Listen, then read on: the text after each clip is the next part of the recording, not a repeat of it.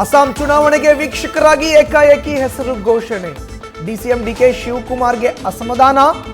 ಅಸ್ಸಾಂ ಹೊಣೆ ಕೊಟ್ಟು ಸಿಎಂ ಸ್ಥಾನದಲ್ಲಿ ಬದಲಾವಣೆ ಇಲ್ಲ ಅನ್ನೋ ಸಂದೇಶ ಕೊಡ್ತಾ ಹೈಕಮಾಂಡ್.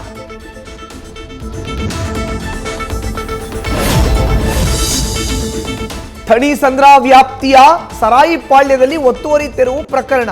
ಮನೆಗಳನ್ನ ಉಳಿಸಿಕೊಡಿ ಅಂತ ಸಚಿವ ಜಮೀರ್ ಅಹಮದ್ ಖಾನ್ಗೆ ಮೊರೆ. ಎಲ್ಲ ದಾಖಲೆಗಳಿದ್ರೂ ಡೆಮಾಲಿಷನ್ ಮಾಡಿದ್ದಾರೆ ಅಂತ ಆರೋಪ.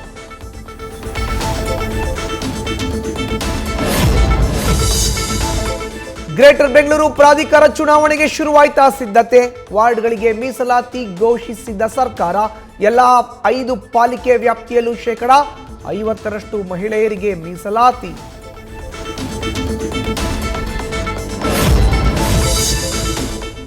ಭೀಕರ ರಸ್ತೆ ಅಪಘಾತದಲ್ಲಿ 4 ಅಯ್ಯಪ್ಪ ಭಕ್ತರ ಸಾವು. ನಿಂತಿದ್ದ ಲಾರಿಗೆ ಮಾಲಾಧಾರಿಗಳ ಕ್ರೂಸರ್ ವಾಹನ ಡಿಕ್ಕಿ. ತುಮಕೂರಿನ ಕೋರಾಟಾಣಾ ವ್ಯಾಪ್ತಿಯ ಬೆಳ್ಳಾವಿ ಕ್ರಾಸ್ ರಾಷ್ಟ್ರೀಯ ಹೆದ್ದಾರಿ 48ರಲ್ಲಿ ಘಟನೆ.